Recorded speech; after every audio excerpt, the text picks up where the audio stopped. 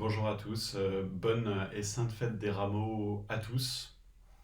En cette période de confinement, voilà, aujourd'hui, l'évangile nous propose, la liturgie nous propose deux évangiles. Un évangile en ouverture où nous accompagnons le Christ qui rentre à Jérusalem, reconnu comme roi, et un évangile, enfin, et la lecture de la Passion en lieu et place de l'évangile. Et donc, cette liturgie, comme chaque année, présente un contraste saisissant entre l'acclamation de Jésus roi et l'offrande de sa vie sur la croix et paradoxalement la reconnaissance en fait de sa royauté à travers même ce sacrifice en fait.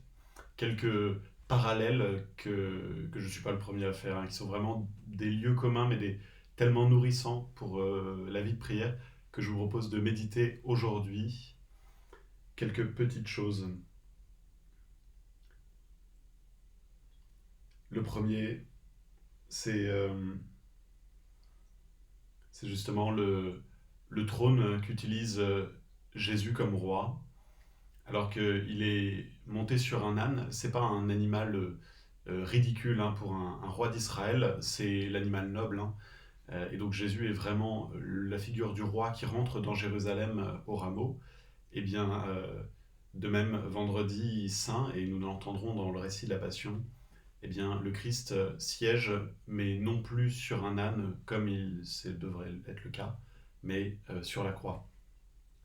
Autre chose, ce sont les vêtements. Les personnes qui acclament Jésus mettent leur manteau pour que son chemin soit préparé et pour qu'il puisse marcher dessus.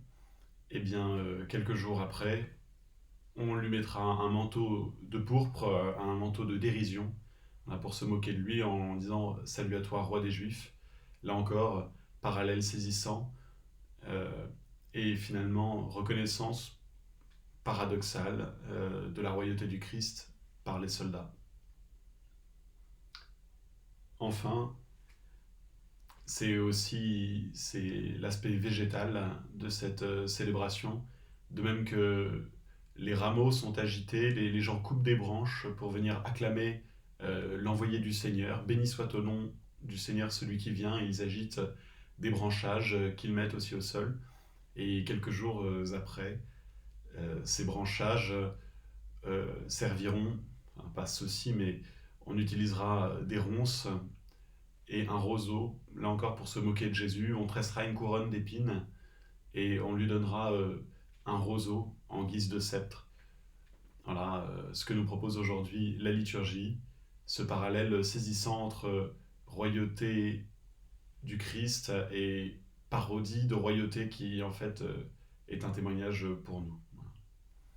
Bon courage à tous et nous nous retrouvons à la messe tout à l'heure.